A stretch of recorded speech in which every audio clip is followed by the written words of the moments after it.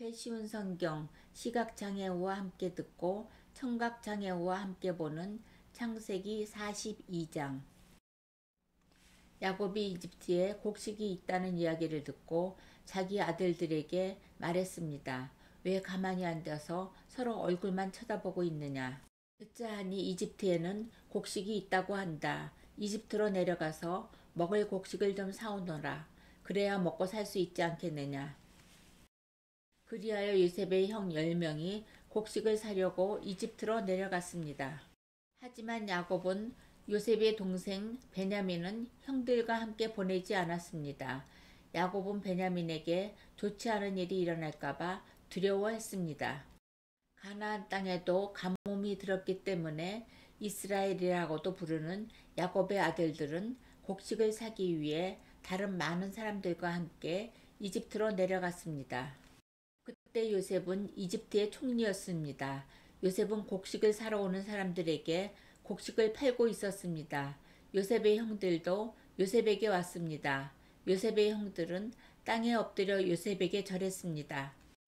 요셉은 그들을 보자마자 그들이 자기의 형들이라는 것을 알았습니다. 그러나 요셉은 모르는 채 하였습니다. 요셉이 쌀쌀한 말투로 물어보았습니다. 너희들은 어디에서 왔느냐? 형들이 대답했습니다. 우리는 가나안 땅에서 먹을 것을 사려고 왔습니다. 요셉은 그들이 자기 형들이라는 것을 알았지만 그들은 요셉을 알아보지 못했습니다. 요셉은 형들이 자기에게 절하는 꿈을 꾼 것이 생각났습니다. 요셉이 형들에게 말했습니다. 너희들은 정탐꾼이다. 너희들은 이 나라의 약점을 알아내려고 왔다. 그러자 요셉의 형들이 요셉에게 말했습니다. 내 주여, 그렇지 않습니다. 당신의 종인 우리는 먹을 것을 사러 왔을 뿐입니다. 우리는 모두 한 아버지의 아들입니다. 우리는 정탐꾼이 아닙니다. 우리는 정직한 사람입니다. 그러자 요셉이 그들에게 말했습니다. 아니다. 너희들은 이 나라의 약점을 알아내려고 왔다. 그들이 말했습니다. 우리는 12형제 중 10명입니다. 우리는 한 아버지의 아들입니다. 우리는 가나안 땅에 살고 있습니다. 우리의 막내 동생은 지금 그곳에 우리 아버지와 함께 있습니다. 그리고 우리의 다른 동생은 없어졌습니다. 요셉이 그들에게 말했습니다. 내 말이 틀림없다. 너희는 정탐꾼이다. 그러나 너희들 말이 거짓말이 아니라는 것을 증명할 기회를 주겠다. 살아계신 파라오께 맹세하지만 너희의 막내 동생이 여기에 오기 전까지 너희는 이곳을 떠나지 못한다. 너희 중 한 명이 가서 너희 동생을 데리고 오너라. 나머지는 여기 감옥에 갇혀 있어야 한다. 너희의 말이 옳은지 두고 봐야겠다. 만약 너희가 거짓말을 하는 것이라면 살아계신 파라오를 두고 맹세하지만 너희는 정탐꾼이다. 그리고 나서 요셉은 그들 모두를 3일 동안 감옥에 넣어두었습니다. 3일째 되는 날 요셉이 그들에게 말했습니다. 나는 하나님을 두려워하는 사람이다. 내 말대로 하면 너희를 살려주겠다. 만약 너희가 정직한 사람이라면 너희 중 한 사람만 여기 감옥에 남아 있어라. 그리고 나머지 사람들은 곡식을 가지고 돌아가서 너희의 굶주린 식구들에게 먹을 것을 주어라. 그리고 나서 너희의 막내 동생을 데리고 오너라. 만약 그렇게 하면 너희의 말이 진실인 줄 알고 너희를 살려주겠다. 그들은 요셉의 말대로 하기로 했습니다.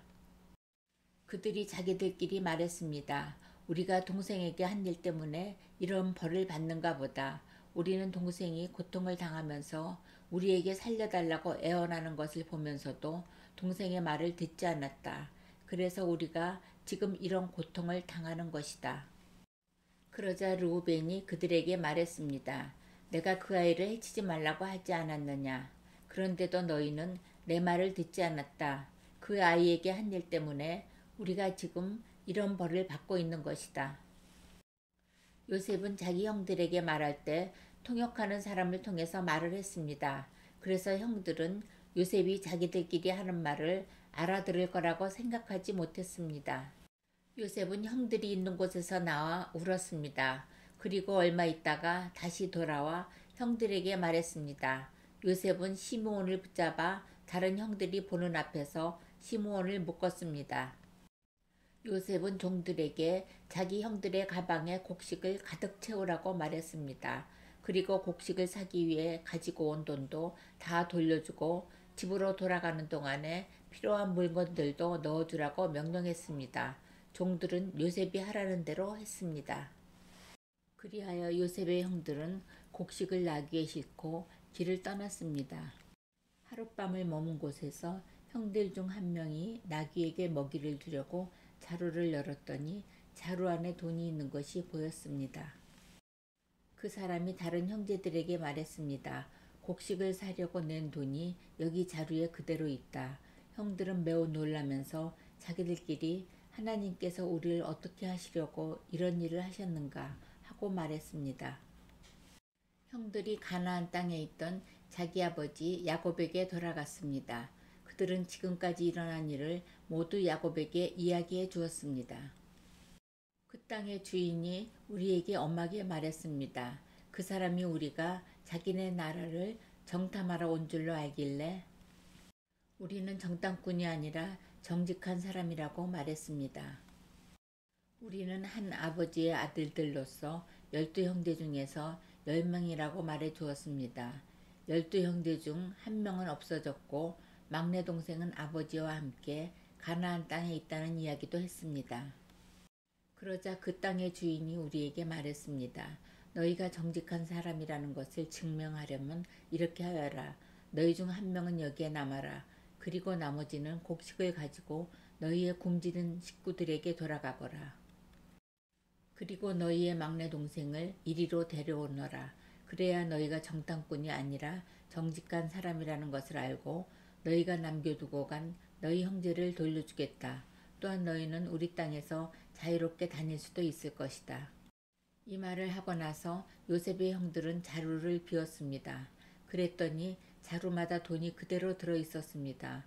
그들과 그들의 아버지는 그것을 보고 두려워했습니다. 아버지 야곱이 말했습니다. 너희는 내 자식들을 다 빼앗아갔다. 요셉도 없어졌고 시므온도 없어졌다. 그런데 이제는 베냐민마저 데려가려고 하는구나. 어떻게 이런 일들이 일어날 수 있느냐. 그러자 르우벤이 아버지에게 말했습니다. 제가 만약 베냐민을 아버지께 다시 데리고 오지 못한다면 제 두 아들을 죽이셔도 좋습니다. 베냐민을 저에게 맡겨주십시오. 아버지께 다시 데리고 오겠습니다. 그러나 야곱이 말했습니다. 베냐민을 너희와 함께 보낼 수 없다. 베냐민의 형은 죽었다. 이제 베냐민은 내 아내 라헬이 남긴 마지막 아들이다. 베냐민이 이집트로 가는 동안 어떤 끔찍한 일이 일어날지 모른다. 그렇게 되면 나는 죽는 날까지 슬퍼하게 될 것이다.